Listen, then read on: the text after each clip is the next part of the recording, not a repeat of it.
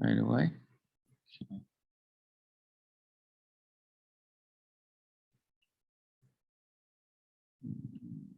So that's why will that not? It seems to be the application I want is working. There we go.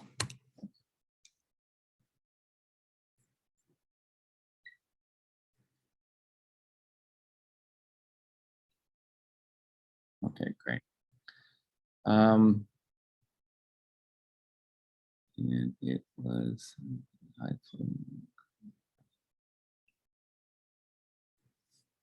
okay. So we're going to look at CT. I mean, the emphasis in this course was actually on nuclear medicine and ultrasound because 280A we did MR and CT pretty extensively. But for those of you who haven't seen CT, you should see some of it and MR because they're both spectacularly good imaging modalities that are used tens of millions of times a year in this country, right? And around the world. So we're going to just give an overview of CT and look at the physics and the physical principles of making images. And so here is a CT scanner, same,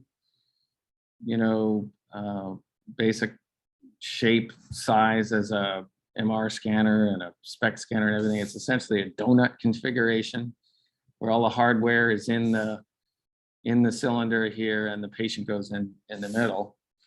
For CT, this table and the precision of the table is quite important because many acquisitions are done continuously as you're moving the patient through the scanner. In the old days of CT, say 20 years ago, many of the scanners only had one row of detector elements to measure X-rays, and so you were measuring a very thin slice of the patient, and the patient was continuously moved through that sort of thin slice of X-rays.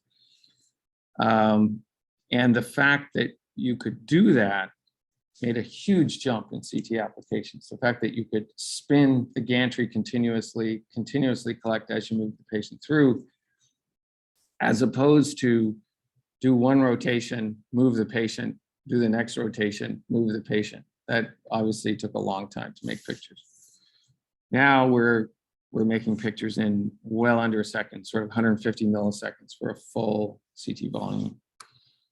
And then here's some examples of images of a beating heart. So this is, a frozen point in time. The 150 milliseconds acquisition has taken.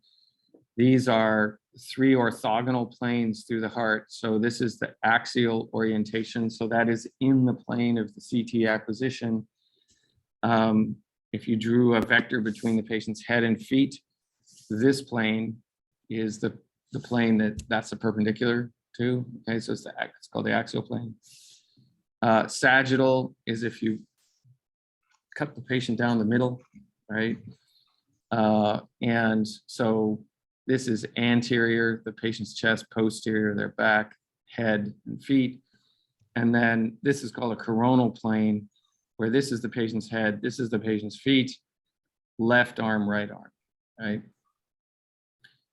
And the remarkable thing about modern CT is that each voxel representing this image, this 3D image, has a dimension of about a 0.5 millimeter cubed. So a half by a half by a half, which is 10 times greater than magnetic resonance and hundreds of times greater than nuclear medicine, right? And in terms of just the spatial dimension of the voxel. The brightness in CT, as we'll see, is proportional to the ability of that material or that tissue to absorb X-rays. If that tissue absorbs more X-rays, it gets bright, it looks brighter. If it absorbs no X-rays, it looks like the background, which is dark, very dark, right? And we'll see there's a kind of a bogus assignment to a set of units called Hounsfield units, which essentially compresses the whole image into a reasonable scale. And I think that dates back to when people needed to encode these images as 8 bits, you know, or 12 bits or something like that. Whereas now you can have 32-bit image, no problem. But back then there were dynamic range problems, right? And so they scaled everything to these sound field units. The true 3D nature of the data is shown here, where you see these very high resolution structures in 3 dimensions, these tiny branch vessels from the coronaries. This is the right coronary artery, and there's a branch vessel going down in the free wall of the right ventricle. And, you know, it just demonstrates the clarity and the spatial resolution at, you know, for a 3D image. And you don't see this in any other, you know, ultrasound can do 3D, as we saw. Images don't look anything like this. Magnetic resonance does 3D. The images look a lot fuzzier than this in 3D, right? And an image in magnetic resonance like this would probably take you about 5 minutes to collect, you know, for reasonable image quality. If you really wanted to boost your image quality, you're going into the 10-minute range, 15-minute range, right? So here I just grabbed some, you know, my favorite thing to do is look and see what the vendors have on their websites lately as their, you know, most fantastic examples. And these are segmented 3D rendered CT images, right? So this, you know, is basically down to the top of the patient's heart. Here's the aortic arch here. It's fairly clear that you can resolve bones quite nicely, right? And the red stuff here, this is a carotid artery that is being examined in this case, and we'll see the in-plane pictures before. But, you know, again, it's just remarkable the detail that is pulled out in these pictures in terms of this. Just look at the texture of the bony structure here. You know, you get these fine textures. It looks like an actual dissection or model. Here we've obtained, obviously, images where the patient is being pushed through the scanner, right? So you need a number of stations in order to get through this much patient. And most detectors, the wide area detectors now, will image anywhere from 8 centimeters to about 16 centimeters of patient in one station. So if you don't move the patient, that's your limitation in the Z direction, is somewhere around 16 centimeters. And so for this, it is likely that this was obtained with continuous helical acquisition, where the gantry is continuously spinning and the patient is moving through the x-rays. And then you interpolate that data in Z to create a full 3D data set and do the reconstruction. Here, you're looking at, you know, the patient's aorta, and then here the iliac vessels. This type of acquisition is done in every patient who is going to undergo, say, a transcatheter valve replacement. So you want to know when you're pushing that valve from the patient's groin here, so you have a very large artery here, and you're going to insert the catheter here, and you want to ask the question, like, what does my pathway look like? Is it stenotic anywhere? Does it have tortuous bends that I have to be aware of? Is there a lot of calcium and crap in here that I don't want to knock off? You know, I don't want to bang it and release some matter into the aorta.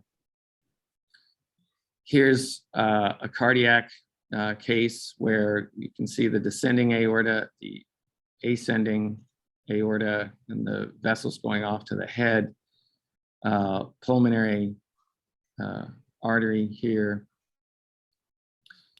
and the ventricle and the right ventricle, etc. In the head, and this was traditionally a difficult thing to image in CT in the early days, because you had a very high X-ray attenuator, right, encasing the brain. So to get X-rays through there, through the skull, and compensate for the fact that a lot of those x-rays are absorbed just at the skull, that produced many artifacts inside the brain, right? And now when you look at CT in the brain, it's truly remarkable, right? They look like MR scans almost. And here you're imaging a patient who has a cyst and some other type of fluid and stuff on the brain. But just the spatial resolution, the signals, noise, and everything of these data in the brain are quite impressive now. Here's that case where they're looking at this vessel in the patient's neck, right? So they're oh, I'm sorry, yes, question. I think on this one, maybe somewhat like that. Is that white, and is that just artistic lighting effect, or is that have something to do with This stuff here? Yeah, is that just them trying to well, it's artistic lighting reflected off a substance that's in there, that's detected, and the substance is calcium. So when you get older, everybody develops calcified patches on all of the vessels in your body. Essentially, it depends. It's sort of a random thing, but you get a lot in your aorta. You get them on your valves, as we saw in valve disease, right? So that's calcium. Also specifically exactly. So it's not just some like arbitrary side. No, it's all of the, even though it looks like an artist came in and really toyed around with this data before producing, say, this rendering here. This type of rendering is now called cinematic 3D volume rendering, as opposed to, when I was a kid, it was basically you projected through voxels various transparency. And it was a much simpler looking object, right? Because it didn't have complex lighting, for one thing. It had simple sort of single, or the voxels themselves were the source of light, right? This obviously has some kind of complex, well understood lighting that photographers like, right? And then, because look at this shadow here. It's obviously like there's some kind of spotlight here, right? Yeah. I couldn't tell whether that was that specific one. The one on the left, clearly, I think that's semi-clear. Yeah. In the middle, the reason why it looked like instead of maybe observation or like something. No, that's calcium, and so the reflection there would have been set such that it's a highly reflective surface. In the old days of 3D rendering, way back before Pixar, right? Or right at the when Pixar was just becoming a 3D rendering company,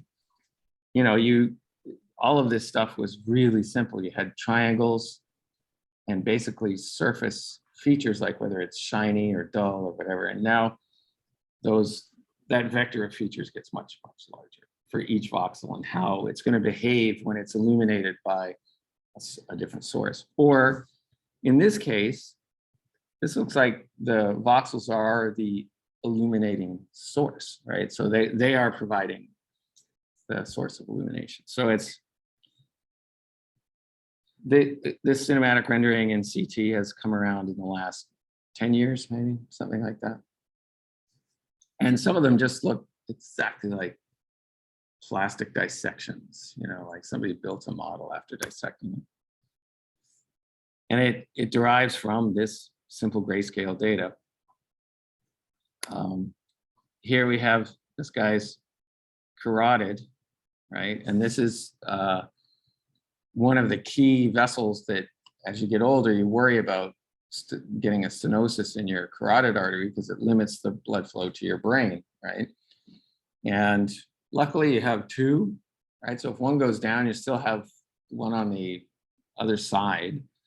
And they both feed into a circular structure called the circle of Willis. So if you feed one side of the circle of Willis, it does perfuse the entire brain, right? So it's a really nice redundancy system. Still in all, you do not want to mess around with lesions that are in your carotid that might give you a sudden, so, you know, thrombus, so that the flow goes down really quickly and flicks off junk, you know, bits of vessel and thrombus into your brain, because it's a straight shot, right? At that point, it's not getting caught on anything. It's just going to go, and when it hits the smallest vessel, it'll just lodge there and stop the flow distal in your brain, and that's a stroke. So, and you know, that's highly problematic and morbid and everything. So, getting really good carotid images is something that radiologists have worked on for a long time. Do it with ultrasound, do it with MR, try and image the vessel wall itself to see if it's inflamed, or, you know, how we go in here. And then whether or not you want to treat it, you know, by putting a bypass or putting a stent or something like that in there. Talking about the flow to the brain. So here's another example where you see the fantastic modern spatial resolution that you get from head CT. And these are vessels in the arterial phase of an injection of contrast agent. And so there will be, so you inject, say, for 15 seconds at you know, 5 mils per second. And so you'll get a large bolus of contrast into the bloodstream, and a big blush will occur as it comes up through the carotids into the brain, right? And you can dynamically image that process. So you can take an image every 2 seconds or an image every second and watch the temporal change of the signal in the vessels and in the tissue and get perfusion, just like we did in the heart with SPECT, sorta. SPECT was more like the perfusion occurred and the cells took up the contrast agent, right? Here, it truly is stuff just flowing by, and it'll go into the tissue to a certain extent, into the smaller vessels. And then you model basically the blood volume you see in each voxel, and you can make a map of that blood volume. And you can see that there's a distribution of blood volume in different parts. You know, it's hypervascularized, it has higher blood volume than where it's not. So the gray matter is probably more vascularized than, say, the white matter. But you don't have to be a professional radiologist to read brain scans, because they're symmetric, right? So your brain is absolutely symmetric. So all you do is cut it in half and say, is this side the same as that side? And then you can just find an abnormality, right? And so this is obviously displaying abnormal flow in this part of the brain, right? Because there's just less blood volume in there. And then this map, the color corresponds to the timing of where the peak of the concentration of contrast agent occurs. And so that's, you know, the mean transit time is often what is measured there and shown as a color. And all of this stuff is late, right? So the contrast took a longer time to reach its peak out here. So this is all quantitative perfusion. As you can well imagine, for CT or for patients, let's put it in a patient's perspective. If you all of a sudden get paralysis on one side of your face and you're perfectly fine otherwise, right? But you've got numbness on one side and you've got paralysis on one side of your face, you go to the hospital and you get a CT, bang, and see if you have something in your brain, right? See if there's a clot or something. You can make one of these. If you crash and it turns out they need to put a whole bunch of stuff on you to intubate you and do this and do that and monitor you, you can still go in the CT, right? Because all of that gear can just roll into the scanner. And so the stroke protocol is you know, it's a real fast thing that's done in an emergent way, right? The person rolls up and they whoop straight into the CT scanner and they get one of these scans real fast. So, you know, yeah. Do they always use contrast for diagnosing strokes, or sometimes just You can sometimes do it without contrast agent, in the sense that the baseline signal will have changed in the brain if the stroke is advanced a bit. In MR, in fact, very soon after the stroke occurs, like within minutes, you can see differences in actually the diffusion coefficient at that point in the brain, right? So that's used in MR, right? However, if you're all geared up and on ventilators and stuff, you can't go on the MR. You're going to go on this. The other thing is, if you put a contrast in, you'll see a bleed, right? Because it'll pool, right? And so I always think if it was me, I'd want contrast. Like if there's any decision and it's like, is it going to be easier to make the call with contrast? Yeah, just use the contrast, right? Yeah, unless you're allergic or something like that. Okay, so those are some quick examples of CT. It truly is a remarkable imaging modality that continues to change, right? I mean, I thought when I joined MR 30 years ago, started doing research, I thought, well, okay, well, CT is kind of done, right? When I was looking at it, and a whole bunch of the senior engineers at companies who were doing CT, some of the heroic people who built these things first, had moved to MR because it was the next thing, right? And so that was sort of in the mid 80s. And so that was great, but CT did not stop, right? It just kept getting better and better and better, and it continues to get better. In fact, now every vendor has units in the field in which this detector, we'll talk about this detector here, is a direct X-ray photon counting detector, like a high energy physics experiment. It's not cause a flash in a crystal and then measure with a photodiode the flash to get your signal, right? So that's the way it's been for the last 40 years or something. And now there's count the photons, and you count their energy. So you know what energy went into your detector as well. So it produces images with about twice the resolution, you know, with the same amount of dose, things like that. So it's fantastic. So the basic setup is that tube has an opening here, and that's usually about 60, 70 centimeters, something like that. There's an X-ray tube on one half of the donut, and then about a quarter of the angle, or maybe a fifth, is an eighth is a set of detectors lined up here, and then the X-rays shine through the patient just like a flashlight. You have an X-ray flashlight, it comes through in a conical shape, and then you detect the shadow here. And you do that at one angle, you click to the next angle, do it again, click to the next angle, do it again. So for a modern CT scanner, the number of individual detectors in this direction is usually about 1,000 right now. It's gone up to 2,000 for some of the high resolution scanners built by Toshiba or now Canon.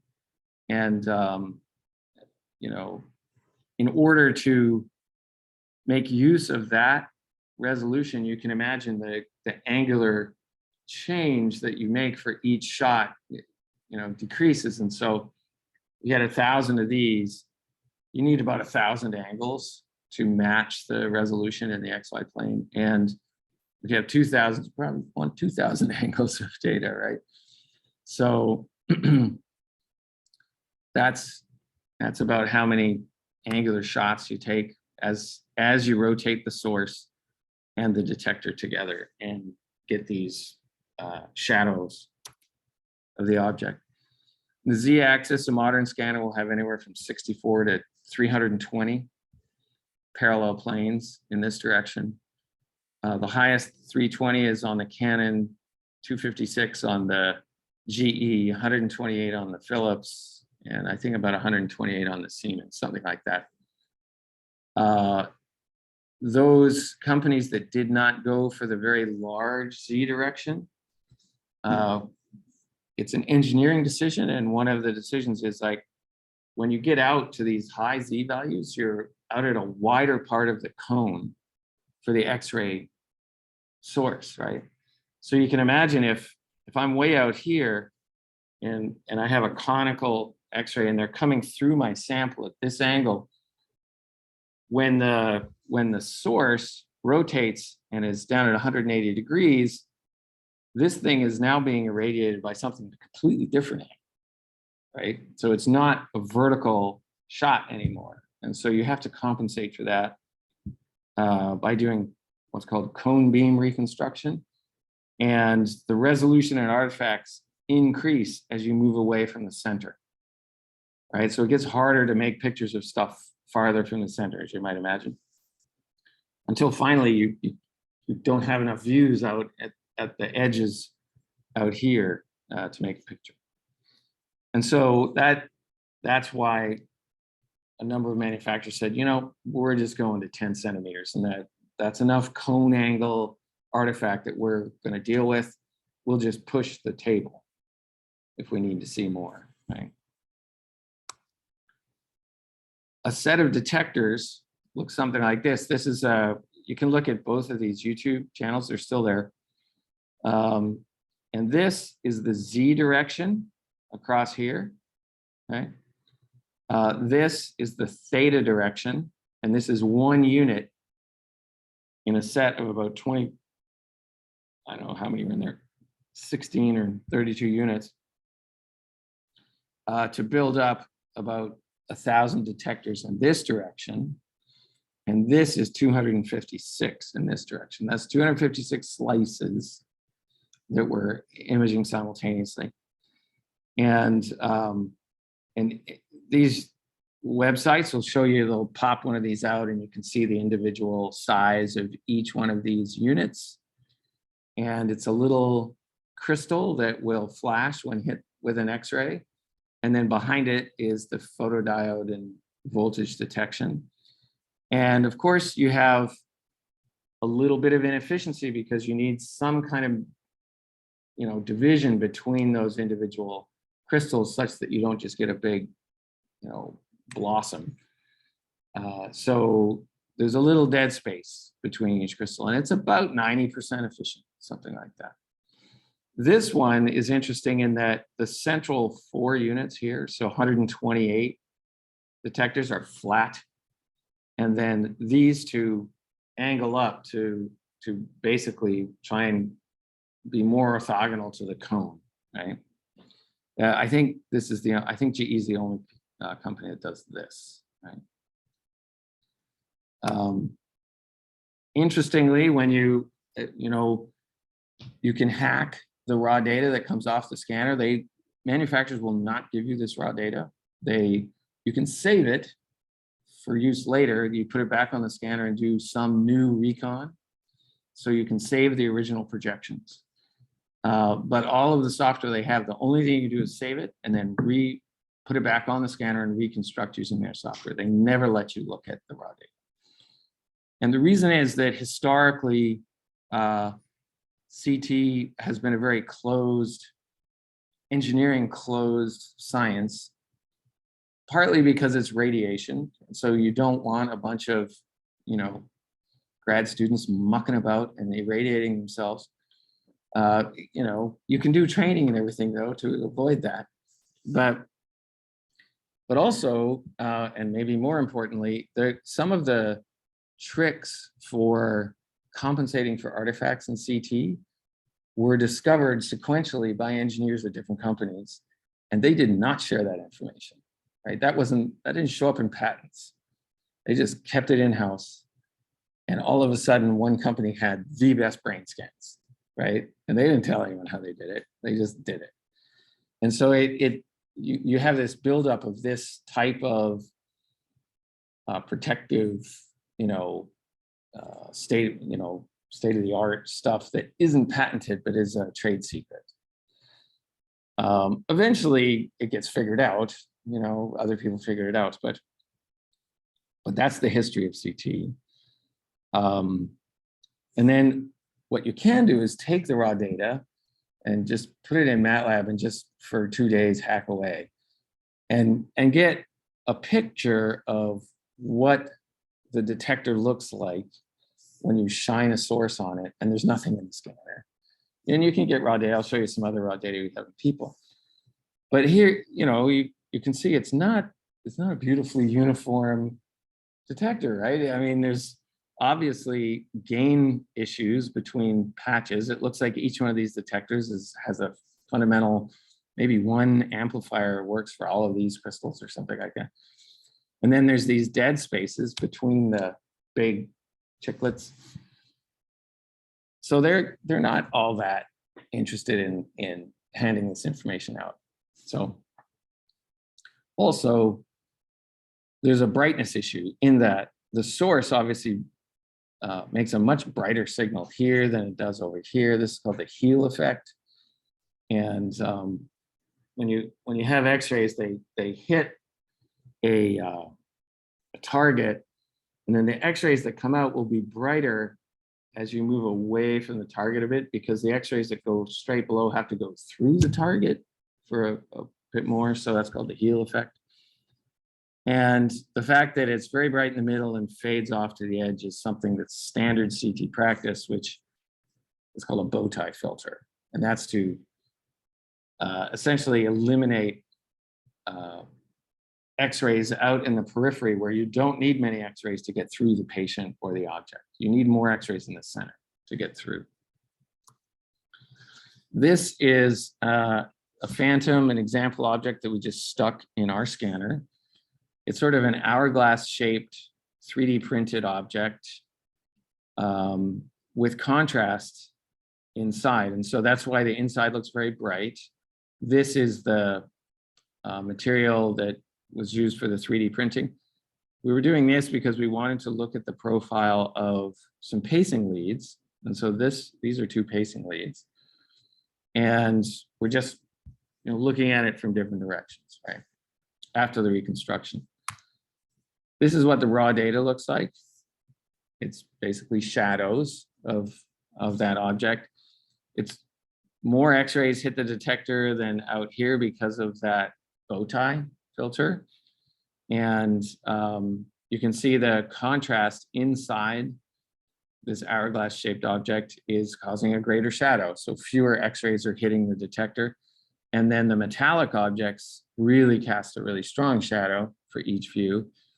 And very few X-rays are getting through that object. And so you have quite a low number of counts right behind these leads. That's the raw data, okay, that CT is made from. If I look at one of these detectors, remember I have 256 by about 1,000 in this direction. So each one of those detectors, and I ask, well, what's the intensity of the X-ray energy that hits that detector for a specific view? So this is a picture.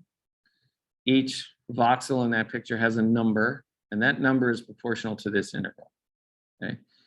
And this is very simple. It's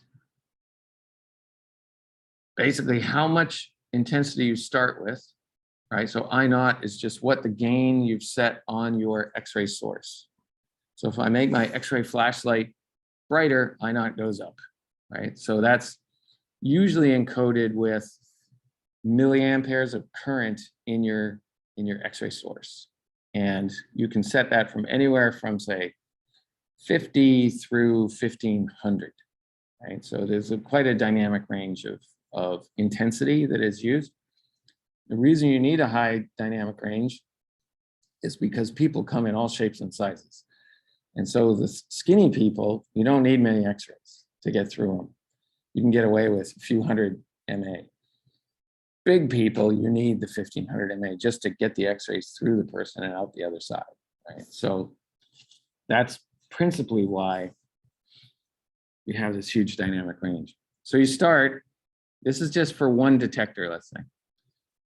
And then you look at what is the sum. This is an integral. So I'm summing from when I hit the outside of my object and I'm passing through, and this is a ray from my source to that detector element, right?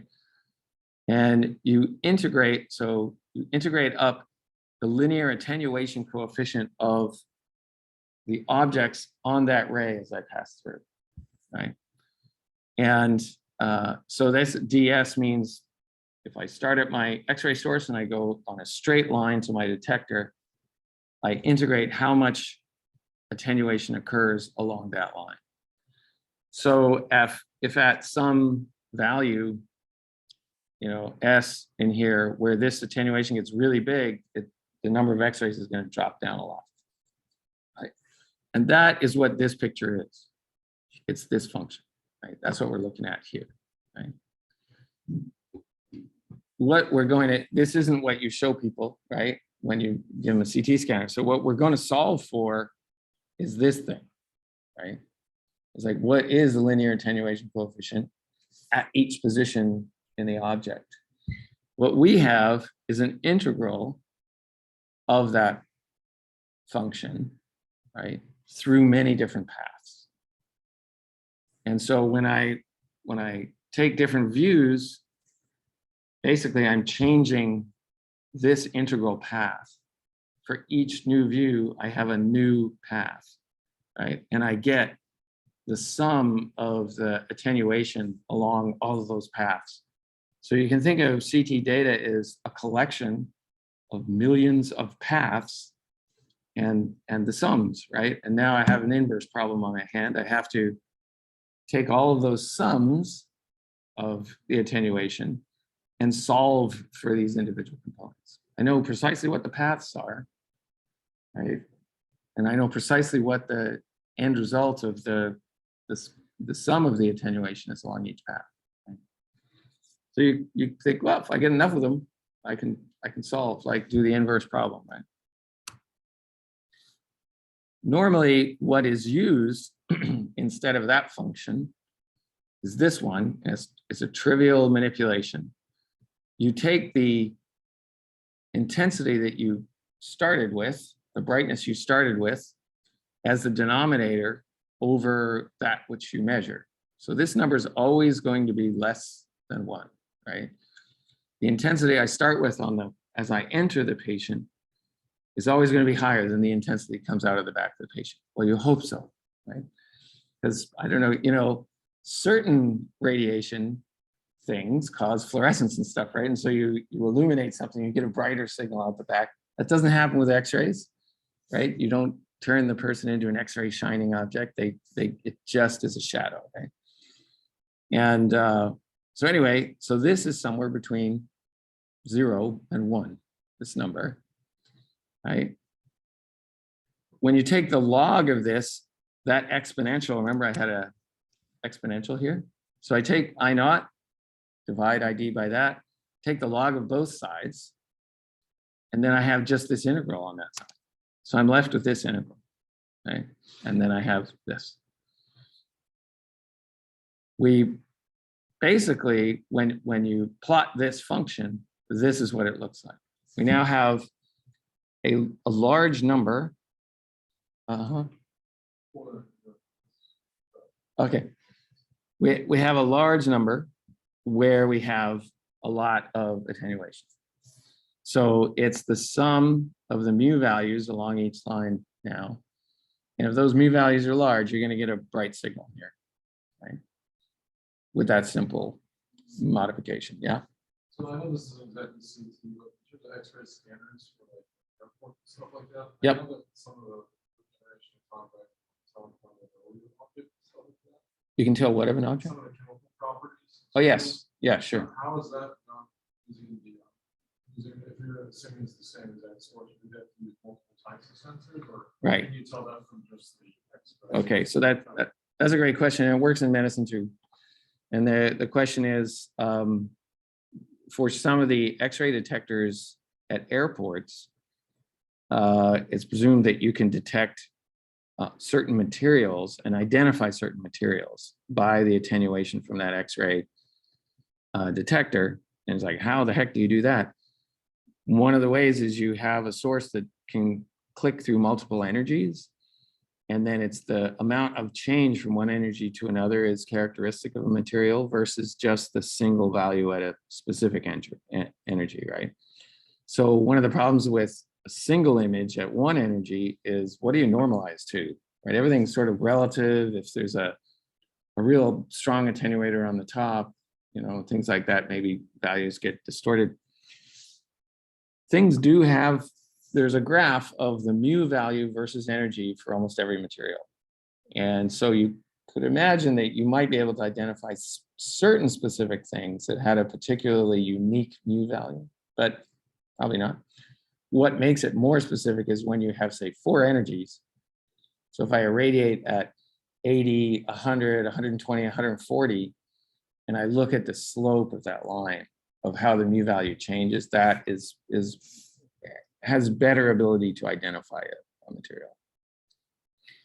Go ahead.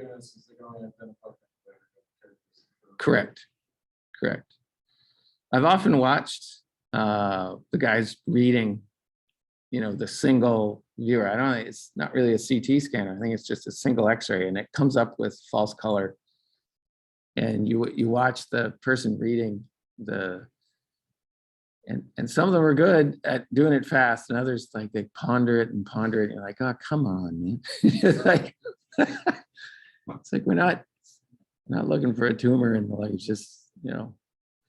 So, but I think those are just basic. Those guys are just, I don't know what they're trained in.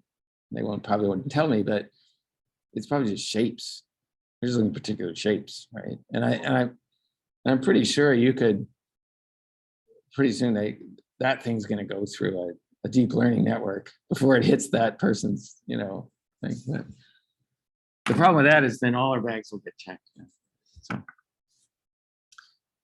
So anyway, this is the data we're going to use, and we're looking at, say, 1,000 views here. As it's rotating, each one of these is a 1K by 256 set of numbers, and we've got 1,000 of them, and we're going to use those to make the 3D picture. Right? The 3D picture, when it's done, as we've seen, is pretty spectacular, right? These, you can evaluate the you know, attenuation at a point in this person, like this little dot here, maybe like 2 by 2 pixels or 3 by 3 or something like that. Little bump there, very small amongst all of this stuff, right? You know, you pulled out the appropriate mu value. When you think about it, it's really interesting, right? Because you never, if you looked for this in the raw data, you would never see it, right? You would never see that thing. Why? Because it takes 1,000 views to pull it out. So it's kind of, in a way, it's like averaging, right? In the sense that I have a ray through this object, and look at this. I'm going to add it up with all this stuff on this ray, and all of this stuff on this ray. So it's essentially completely shadowed out of existence by this object when I have certain rays going through that. It's the rays up here when I have less attenuation that it will make a fractional difference, and it'll sort of come to the fore. But also, you know, it's in every one of those views, and so you just keep adding them up, right? And it will come out. I still find it amazing, though, that you get such good resolution with these pictures. Okay, so what else do I want to say about this? I think that's about it. So the attenuation, just as a review, I should have put this before we put the other equation, but if you have a material and you transmit X-rays through that material, some of them are lost, you know, by colliding. Usually Compton interactions if the energy is high, photoelectric interactions if the energy is lower. And if you lose 20% of your X-rays as it passes through this material for this distance, so we get 800, and you put exactly the same material here, you will lose 20% again, right? So here you got 640, exactly the same material, you lose 20% of that, right? And so that is like a first order linear differential equation that you start with in second year, you know, DiffEQ, right? It's just like this. If you put it on the table and you ask, well, how does its temperature change over time? The rate at which its temperature is changing is proportional to the difference between its temperature and the surroundings, assuming the surroundings don't change. And then that's this, right? It'll just decay towards equilibrium, like with this exponential decay. And so that's the probability of attenuation as you go through a thickness. It's just this coefficient times the amount of material, right? And you put that as the exponential decay term. So as you take data and you can fit that. This is the number that represents what is unique about this material. So if it's really dense, right? Most of the time when you get a table of mu values for a specific material, it will normalize it to density, because if you just pack more in, it'll attenuate more. But you know, the most fundamental thing is like, what is the electron cloud density of that material? What is its atomic number? But anyway, that's what our picture is going to be, right? Is this linear attenuation coefficient. Going back to this equation, here's a ray through the object, right? And we're going to measure a value on our detector. Say I have 1,000 elements along here. This ray, I know precisely what this ray is because I know precisely the geometry of my scanner. So I know where this is in the object. And I know that this value of this function at L theta that defines, L and theta define this ray, right? Where theta is my angle of the view and L is my distance along the detector, right? So it's just a two-dimensional coordinate system that maps, you know, all of these views.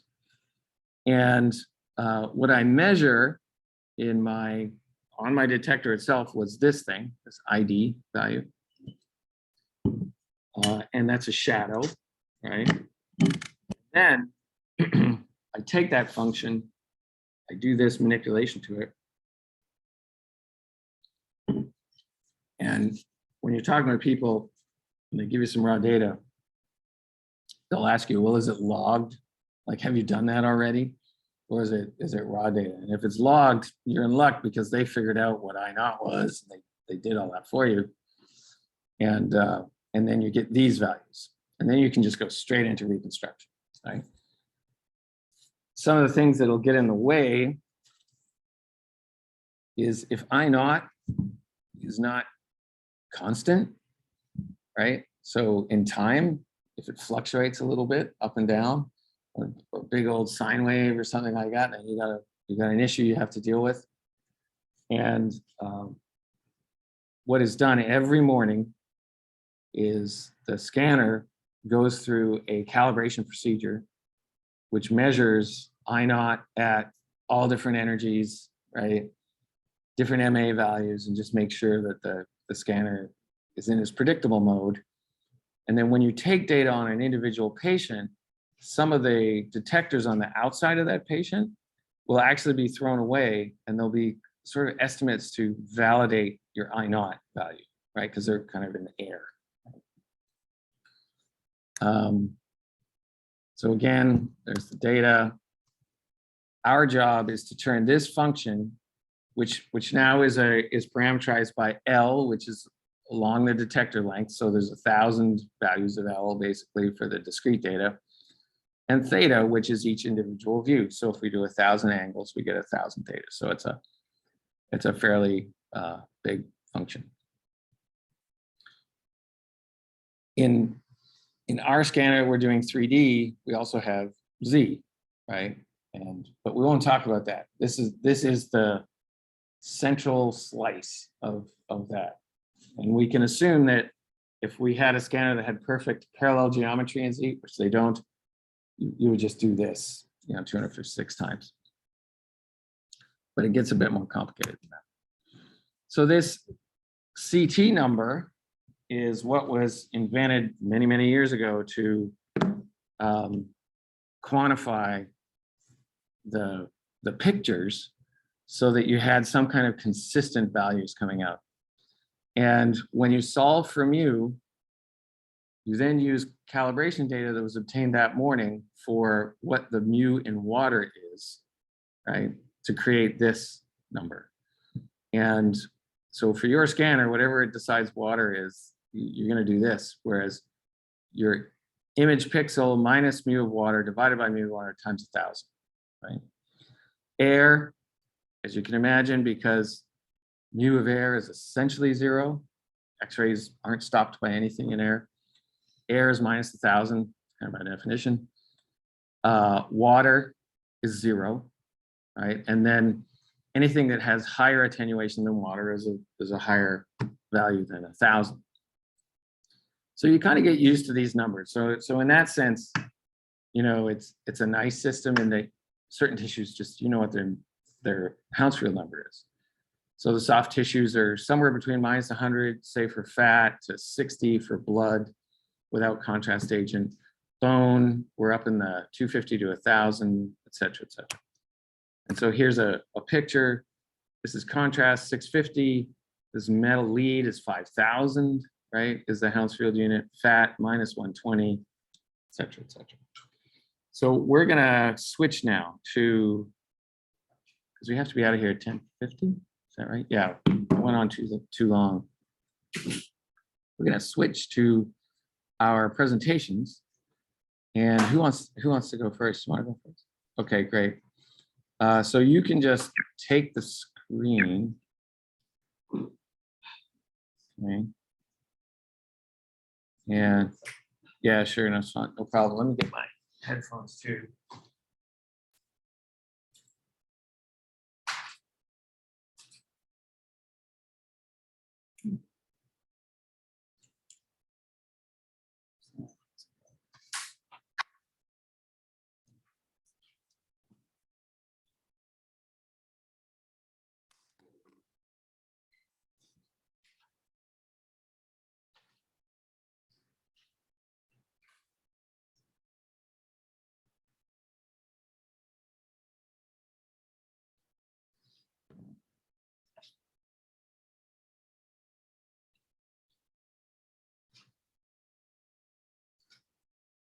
So what I will do is I'll mute when you start. So if you should be able to take the screen at any time.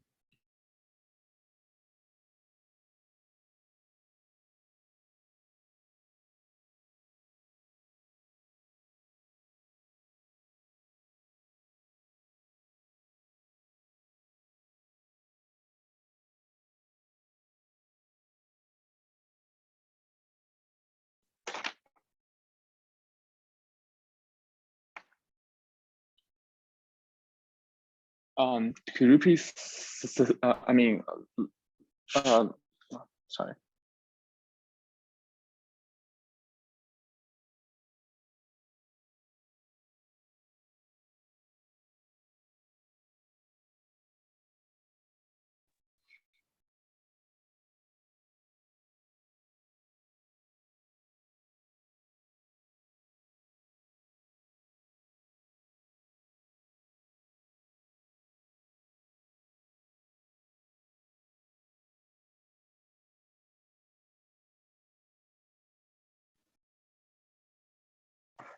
Hi, can you hear me all right?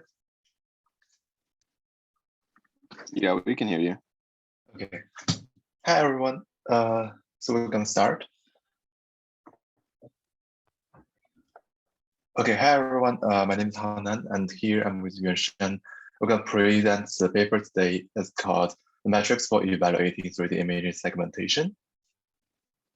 And first, let's do a quick review of what we have learned in the course and how does that relate to the paper. We know that the image segmentation is to find the possibilities of pixels belonging to a particular classes. And for 3D imaging, we replace the voxel, replace the pixel with the voxel because what we got is a 3D scan. And we also introduce confusion matrix in the course. We can look at the graph here to find reference for true positive, false negative, and so on and so forth. We also introduce some of the potential metrics for evaluating segmentation, for example, like dice checker matrix, ICC, and MHD. So what does this paper is for? When we already have a good evaluation metrics like dice and checker index or ICC or MHD for 2D image segmentation. The first author, the author states that semantic segmentation are over fuzzy means. That the voxels have grid of membership between 0 and 1. If you look at the graph here, you can find that most of the pixels has the intensity of 0 or have 1, but there's also a great amount of pixels that has the intensity between 0 and 1. So in order to define them whether as the background or the foreground, we need to use thresholding. However, thresholding only provides coarse segmentation. And also selecting thresholding is a challenge because it can lead to a serious bias when we only select our thresholding based on our training data set. So in order to solve that problem, it's the author introduced the equation here to solve that. And also we know that different metrics have different sensitivities to different properties. Also last but not the least, the current library doesn't provide us with all the functions for all the metrics, and some of them are lack of efficiency. So in order to solve that, the author provides a 20 matrix for evaluating 3D segmentation, and also it gives us an implementation of a package that we can directly use to evaluate our own segmentation results. Now let's look at six basic categories that the author proposed in this paper. So first one is the spatial overlap based metrics. It is based on the overlap like we have introduced in the dice and checker index. If you look at the graph here, we know that the larger the overlap with the A set and B set, the dice is better. And the second one is the volume-based metrics. It's kind of like the spatial overlap, but it is based on volume. And you can look at the graph in the middle to check out how we calculate that. And the third one is the pair counting based metrics. It is a measure of the similarity between clusterings. For example, for the graph below, you can see there are two sets. One is P1, one is P2, and we want to measure the similarity of their clusterings so we can use the equation of the random index and extensions in the following graph. Also, the fourth is the information theoretic based metrics. So this metrics has been widely used actually in the machine learning and deep learning domain. If you are familiar with cross entropy, that has been widely used in the classification task in the deep learning. So it is a measure about the amount of information that variable has about the other. If you look at the Venn graph on the right here, so the orange one represents the entropy of the X set, and the blue graph is the marginal entropy of the Y graph. So if we calculate the total area of X and Y and minus and use the area of X and sum it with the area of Y and minus that joint entropy, we can get the overlap entropy at over here. So the larger of the overlap entropy is, the two set has more mutual information so that we can say that we have a better segmentation result. And also we have the probabilistic metrics that is the measure of correlation between pairs of observation. We have introduced SAC in our course, and also I want to briefly talk about AUC here because it's better than simply use FPR or TPR as our measurement. It is more robust than the two parameter single. It combines them and gives us a balance between those two parameters. And the final one is the spatial distance. It measures similarity, and it is the only metrics that's proposed in the paper that takes into consideration the spatial position of voxels. So it is highly recommended when the contour of segmentation is important. And we have introduced one of the metrics here that is called MHD. And to get a better grasp of what the paper has proposed as their implementation, we test the simulation code on our own data set. For example, you can see the ground truth here, and it's purely background and the foreground. And when we do our prediction or do our segmentation, it has a lot of pixels that belong to 0 and 1. And when we run the code, it gives us the 20 metrics that has been proposed in this paper, which involves similarity, distance, and classic errors. It also gives us a total execution time, which is 240 milliseconds with 240 milliseconds.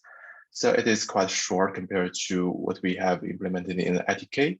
And next, Yuanshan will introduce more about the paper's results and how that we provide the guideline to select metrics based on different properties we want to seek.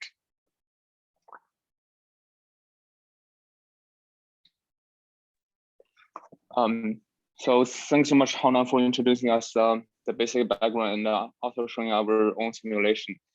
So before I presenting you the results on the metrics properties, I would like to talk about how they improve the speed of data of their own analysis. Because like, for example, some metrics, for example, like the spatial based like computation could be really intensive, especially for large 3D images. And their program called Evaluate Segmentation Program utilized the streaming technique to load the image to representation of 255 fuzzy levels in car representation. In car tab. I think it is more efficient compared to a double. Then the index technique is utilized to exclude the background voxels and then provide an image representation that is optimal for the nearest neighbor optimization method. And as a result, in the figure on the right, the top figure is the total execution time for the Hausdorff distance, and the bottom image is the average distance methods versus a grid size.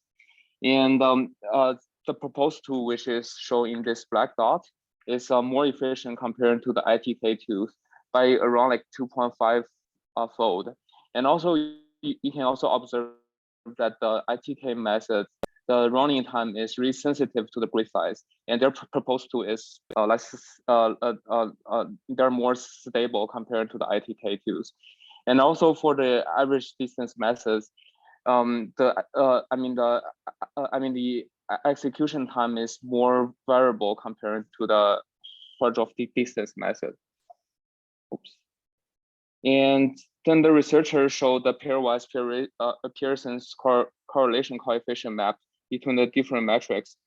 The correlation map on the right is divided into 3 different groups by the order of magnitudes. The group 1 is on the top left, which mainly contains the volume-based and the probabilistics metrics. And the group 2 is on the bottom right, which mainly contains the pair counting metrics. And the group 3 is mainly the information theoretic-based metrics. And in this map, we can see the group 1 and the group 2 have a negative correlation because the group 2 included the true negatives in their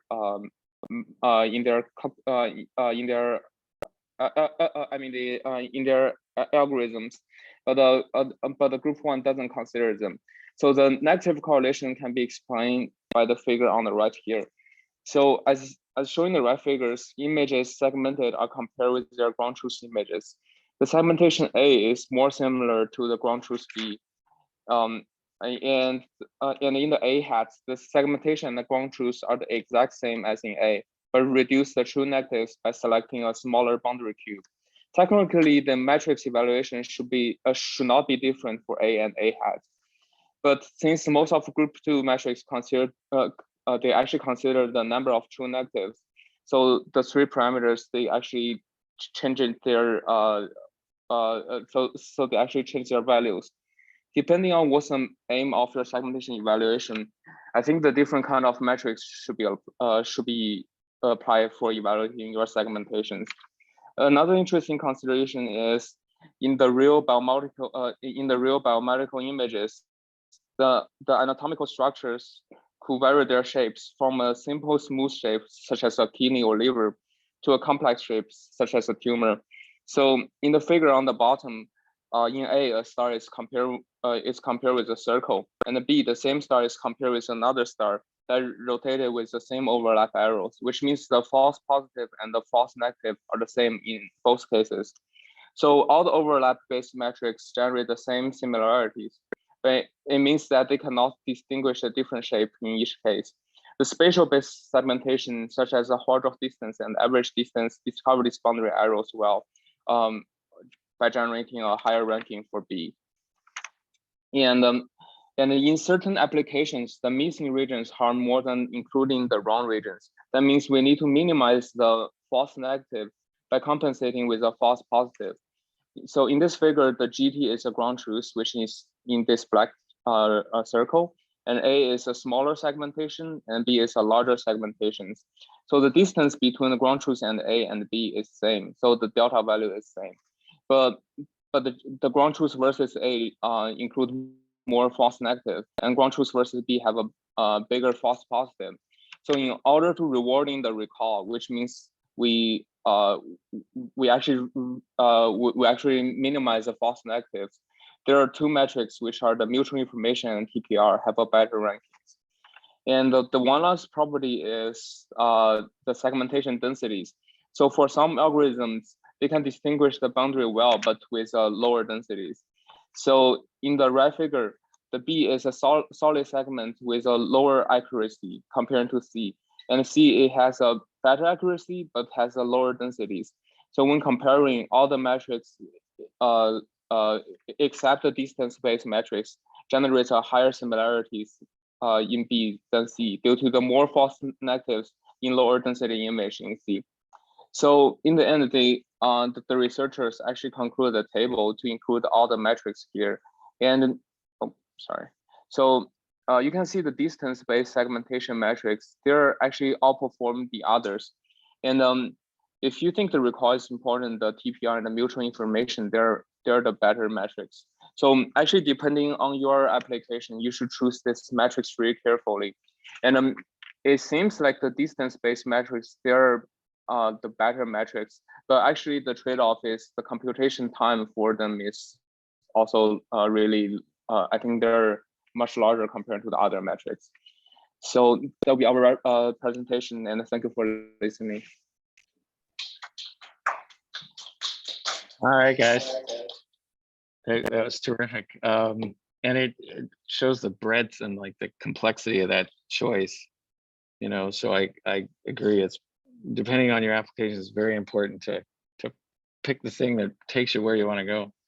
Okay, let's move on and started with the next presentation. If you guys can grab the screen, fantastic.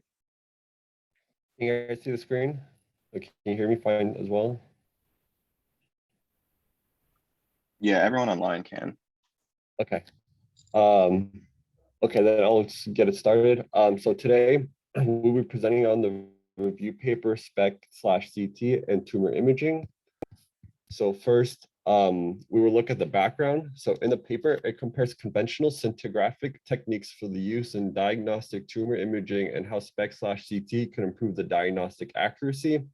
Scintigraphy is a nuclear medicine diagnostic test where a radioactive isotope is attached to a certain targeting drug that accumulates to a specific tissue or organ, and the radiation emitted from that isotope is captured by detectors to construct a two-dimensional planar image.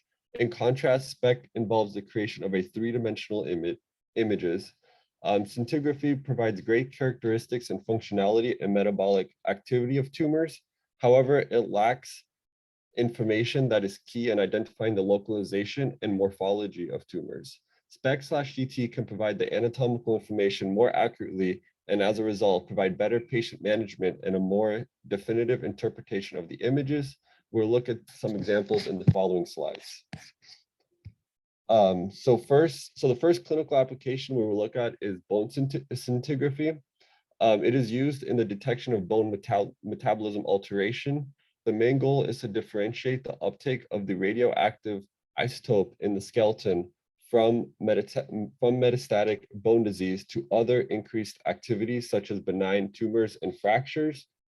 The use of SPEC/CT in bone scintigraphy increases the sensitivity and specificity of bone metastasis evaluation, which helps in the accurate classification of the disease and patient management.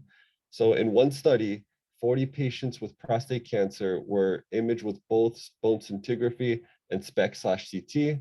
and SPECT/CT was able to correctly change the diagnosis of 5 patients that were diagnosed with bone scintigraphy.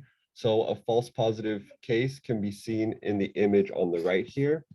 So in panel A is a bone scintigraphy image, and the reviewer of the image gave this lesion here, I believe, a Gleason score of 10, which is a high-grade tumor grading, a cancer tumor grading.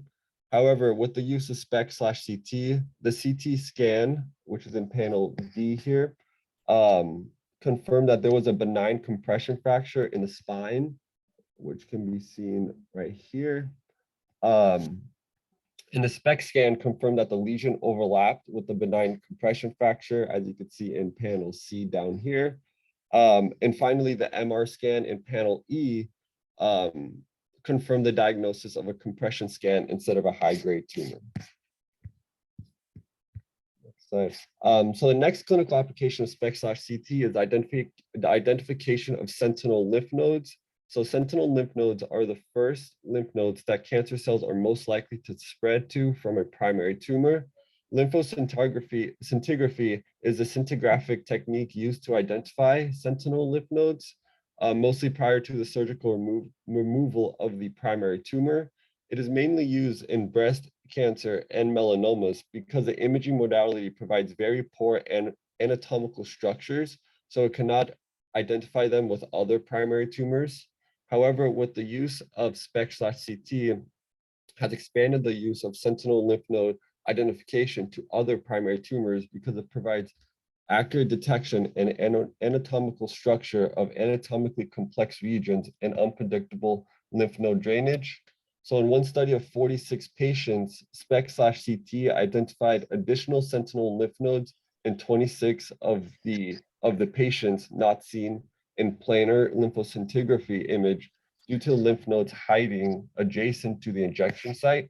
So we can see this in the image below. So panel A is a scintigraphy image from a patient with an right upper back malignant melanoma. So we could see a high uptake of radioactive isotope at the injection site, which is indicated by the black arrow here.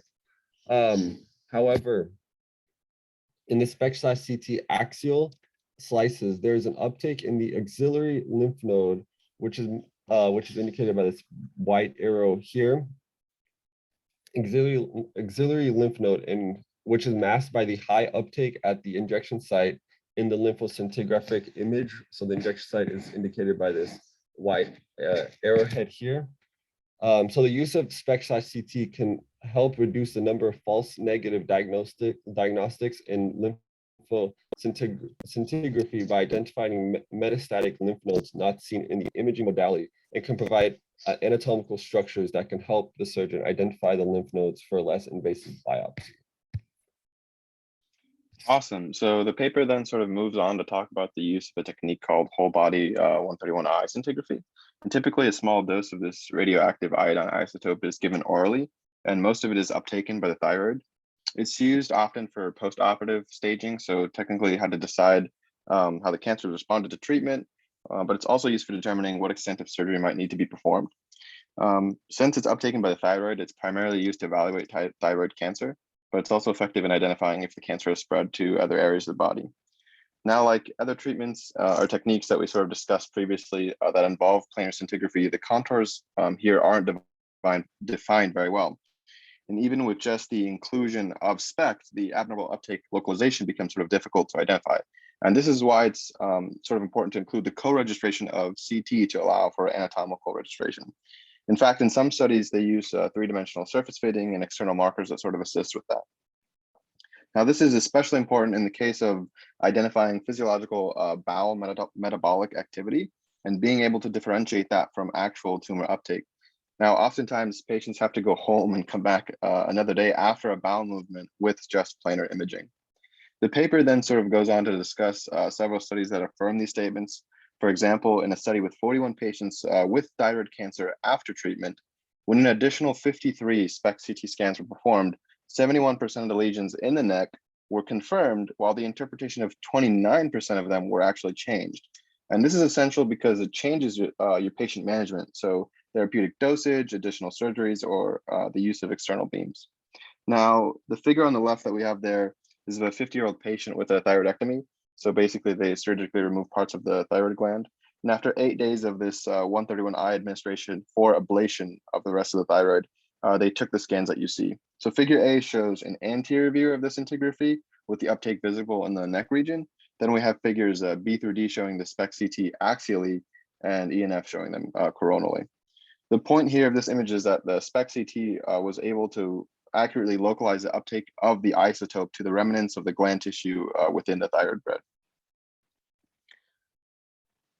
All right, so in this next portion, we'll take a look at a technique that uses a radio-labeled mouse monoclonal antibody called incaprimab bentadide. And essentially it recognizes proteins found in prostate cancer cells and normal prostate tissue. It's labeled with indium 111 and its trademark name is Prostacint. It's also used for preoperative staging or assessing the postoperative success, but it has been proven to be somewhat variable.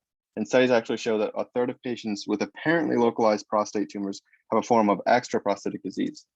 Now, with Prostacint, oftentimes the evaluation is difficult because although it's designed for a specific uptake, the properties of the radionuclide also allow for a biodistribution of the compound.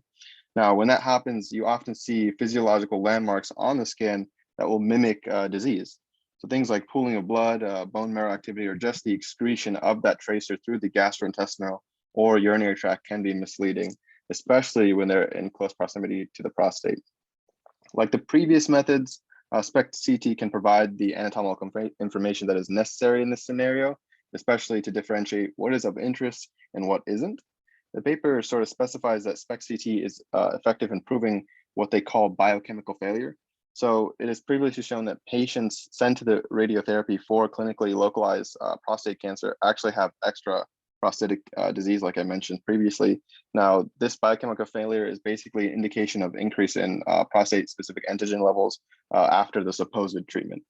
In addition to that, Prostacint inclusion with SPECT CT has been effective in detecting invasion of the seminal vessel through its anatomical landmarks, and its accuracy sort of allows for dose intensification in appropriate regions without increased toxicity in regions such as the rectum.